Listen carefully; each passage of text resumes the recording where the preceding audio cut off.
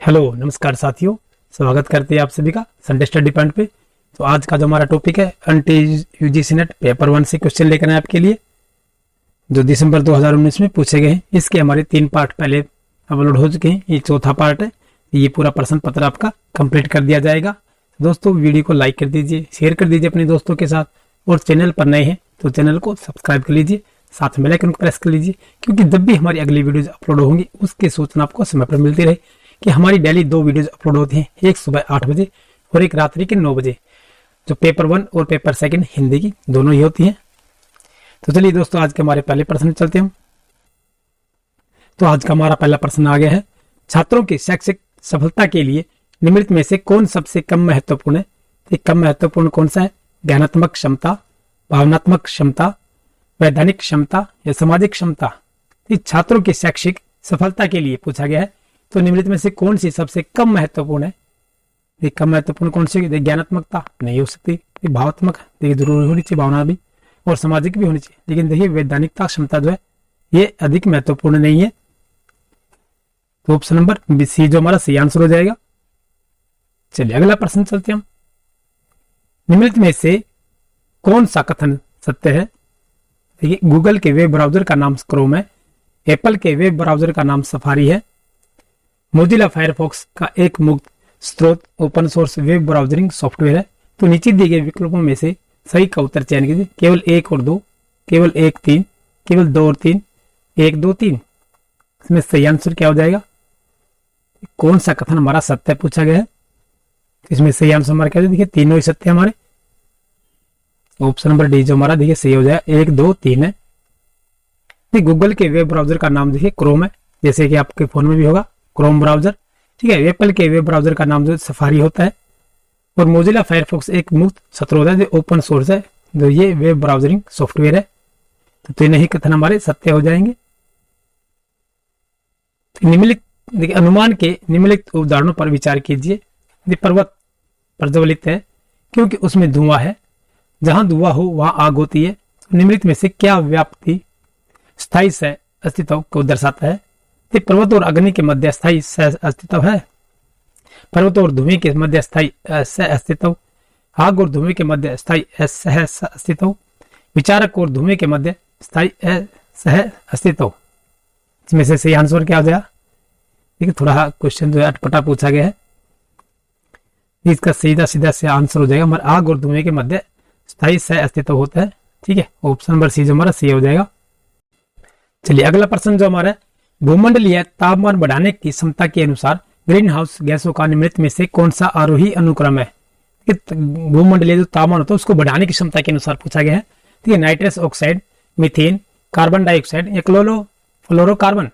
Carbon dioxide, methane, nitrous oxide, chlorofluorocarbon या methane, nitrous oxide, carbon dioxide, chlorofluorocarbon या carbon dioxide, nitrous oxide, methane, chlorofluorocarbon. इसमें सही answer क्या हो जाएगा? देखिए ऑप्शन नंबर बी जो हमारा सही आंसर हो जाएगा। ये सबसे पहले कार्बन डाइऑक्साइड आएगी CO2, ये 1 नंबर पे आती है, ठीक है। फिर परिवर्तनशील है ये, जीवन पर्याप्त है, ठीक है। फिर है मीथेन है CH4 जो 21% है। फिर है नाइट्रस ऑक्साइड NO2, फिर है हाइड्रोफ्लोरोकार्बन,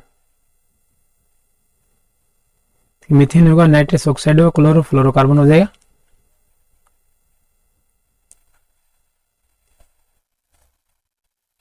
ये ऑप्शन नंबर बी तुम्हारा सही हो जाएगा। क्लोरोफ्लोरो कार्बन डाइऑक्साइड होती है, फिर मीथेन होती है, फिर नाइट्रस ऑक्साइड होती है, फिर क्लोरोफ्लोरोकार्बन होती है। ये डायग्राम से बताता हूँ आपको। देखिए कार्बन डाइऑक्साइड है, फिर मीथेन आती है, फिर नाइट्रस ऑक्साइड आती है, फिर हाइड्रोफ्लोरो आती है, फिर परफ्लोरोकार्बन आती है,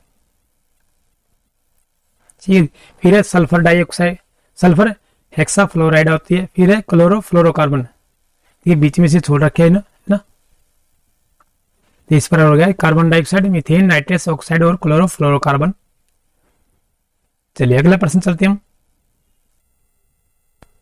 चलिए अगला प्रश्न था हमारा, निम्नलिखित सूची से गुणात्मक शोध की विशेषताओं को पहचानिए तथा नीचे दिए गए कोड से सही उत्तर दीजिए। कि प्रयोजनमूलक कथनों एवं शोध प्रश्नों का निर्माण, व्यापक तरीके से प्रयोजनमूलक एवं शोध प्रश्नों का बताना, व्यक्तियों के लघु समूह से शब्दों के आधार पर आंकड़े एकत्रित करना, अंकीय आंकड़ों का संग्रहण तथा सांख्यिकीय विश्लेषण, पाठ विश्लेषण का उपयोग करना तथा परिणामों से व्यापक अर्थ की व्याख्या करना।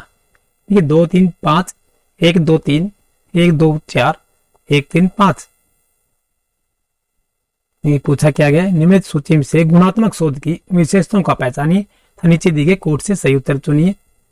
इसमें से सही आंसर हमारा क्या हो जाएगा, ये ऑप्शन नंबर ए जो हमारा सही आंसर हो जाएगा 2 3 5। ठीक है, देखिए 2 3 5 हो जाए। देखिए व्यापक तरीके से प्रयोजनमूलक एवं शोध प्रश्नों का बताना, फिर व्यक्तियों के एक लघु समूह से शब्दों के आधार पर आंकड़े एकत्र करना, फिर पाठ विश्लेषण का उपयोग करना तथा परिणामों से व्यापक अर्थ की व्याख्या करना। तो 2 3 5 हो जाएंगे, ऑप्शन नंबर ए जो हमारा सही आंसर हो जाएगा। चलिए अगला प्रश्न हमारा, कि निम्नलिखित में से कौन उच्च संज्ञानात्मक अधिगम परिणाम का उदाहरण है। तथ्यों एवं उनके अनुक्रमों का अधिगम, नियमों तथा क्रिया अनुक्रमों का अधिगम, अवधारणाओं अमूर्तों का अधिगम, अभिज्ञता एवं मूल्यांकन का अधिगम। इसमें सही आंसर क्या हो जाएगा, निम्नलिखित में से कौन उच्च संज्ञानात्मक अधिगम परिणाम का उदाहरण है। इसमें सही आंसर हमारा ऑप्शन नंबर देखिए सी हो जाएगा। अवधारणाओं एवं अमूर्तों का अधिगम जो है ऑप्शन नंबर सी जो सही आंसर हो जाएगा। निम्नलिखित में से कौन प्रभावी अधिगम में योगदान देने वाला मुख्य व्यवहार है। किसी विद्यार्थी द्वारा कही गई बात का सार तैयार करना, किसी उत्तर का सविस्तार प्रतिपादन हेतु विद्यार्थियों को प्रोत्साहित करना, प्रत्यक्ष एवं अप्रत्यक्ष प्रश्न पूछने की तकनीक का उपयोग करना, सोपानिक प्रस्तुति द्वारा तार्किक क्रम में अवधारणाओं की व्याख्या करना। इसमें सही आंसर क्या हो जाएगा, निम्नलिखित में से कौन प्रभावी अधिगम में योगदान देने वाला मुख्य व्यवहार है। मुख्य व्यवहार पूछा गया, तो ऑप्शन नंबर डी जो हमारा सही आंसर रहेगा। इस सोपानिक प्रस्तुति द्वारा तार्किक क्रम में अवधारणाओं की व्याख्या करना होता है, ऑप्शन नंबर डी जो सही आंसर रहेगा। फिर अगला प्रश्न जो हमारा परिकल्पना है, ये परिकल्पना दी गई, एक निश्चित एवं स्थापित निष्कर्ष, शोध पत्र का एक भाग, आंकड़ों का मूल्यांकन करने की रणनीति, व्याख्या प्रदान करने वाला एक अंतिम कथन। तो सही आंसर क्या हो जाएगा, परिकल्पना है। ये परिकल्पना क्या होती है, कि व्याख्या प्रदान करने वाला एक अंतिम कथन होता है हमारा परिकल्पना। स्थितिक पत्रक है, देखिए स्थितिक पत्रक क्या होता है, शैक्षिक आलेखों का संग्रह, समीक्षा आलेख प्रदान करना, विस्तारित शोध का सारांश प्रदान करना, मुद्दों पर बल देना एवं स्थिति का चित्रण करना। इसमें सही आंसर क्या हो जाएगा, स्थितिक पत्रक है। ये स्थितिक पत्रक क्या होता है, कि मुद्दों पर बल देना एवं स्थिति का चित्रण करना। तो ऑप्शन नंबर डी जो हमारा सही आंसर रहेगा। व्यष्टि अध्ययन या केस स्टडी है, क्या होता है व्यष्टि, अनुवांशिकी तथा सूक्ष्म जैविकी में किए गए अध्ययन, विषय सब्जेक्ट इकाई तथा सब इससे संबंधित स्थितियों का गहन परीक्षण, विद्यमान सामाजिक राजनीतिक स्थिति पर रिपोर्ट, स्वास्थ्य एवं स्वच्छता के क्षेत्र में विशिष्ट शोध। व्यष्टि अध्ययन या केस स्टडी है, क्या होता है, कि विषय सब्जेक्ट इकाई तथा इससे संबंधित स्थितियों का गहन परीक्षण जो होता है, ऑप्शन नंबर बी जो हमारा सही आंसर रहेगा। आंकड़ों का तृतीयक स्रोत है, ये तृतीयक स्रोत कौन होते हैं, ये फिल्में, होर्डिंग तथा पोस्टर, सरकार का राजपत्र, समाचार पत्र एवं पत्रिकाएं, प्राथमिक एवं द्वितीयक दोनों स्रोतों से प्राप्त जानकारी या नीति पत्रकों से संग्रहित आंकड़े। ये तृतीय स्रोत पूछा गया है कि तीसरा स्रोत कौन सा होता है हमारा, प्राथमिक एवं द्वितीयक दोनों स्रोतों से प्राप्त जानकारी जो होता है हमारा, ये तृतीयक स्रोत होता है।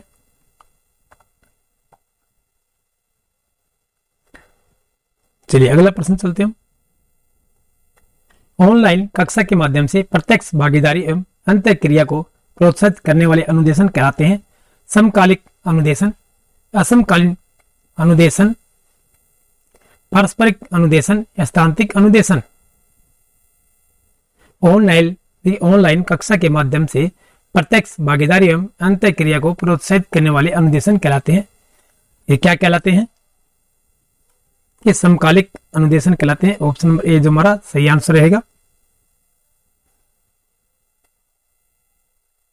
किस प्रकार का मूल्यांकन सीखने वाले की कमियों और कठिनाइयों की पहचान पर ध्यान केंद्रित करता है?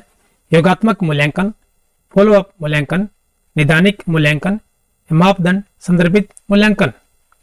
सही आंसर क्या हो जाएगा? किस प्रकार का मूल्यांकन जो है सीखने वाले की कमियों और कठिनाइयों की पहचान पर ध्यान केंद्रित करता है? ये फॉलोअप मूल्यांकन में ऑप्शन नंबर बी जो हमारा सही आंसर है। सॉरी दोस्त, देखिए ऑप्शन नंबर सी नैदानिक मूल्यांकन होता है।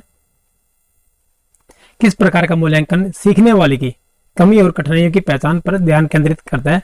तो नैदानिक मूल्यांकन जो होता है किसी चीज का जो समस्या होती है उसका निदान जो करते हैं उसी के तहत आता है ये। मूल्यांकन योजना की अवयव क्या है? ये उद्देश्य, संसाधन, विश्लेषण या प्राधिकार। मूल्यांकन योजना की पूछा गया है कि अवयव क्या है? ए और सी, केवल B, B C D, A B C. उद्देश्य, संसाधन, विश्लेषण या प्राधिकार। उद्देश्य होना चाहिए। किसी प्रकार जो मूल्यांकन करते हैं हम किसी भी चीज का करते हैं कि सबसे पहले उसमें उद्देश्य होना चाहिए हमारा, फिर संसाधन भी होने चाहिए हमें और भी उसका विश्लेषण भी करना चाहिए होता। इसलिए ऑप्शन नंबर डी जो हमारा सही आंसर रहेगा, ए बी सी।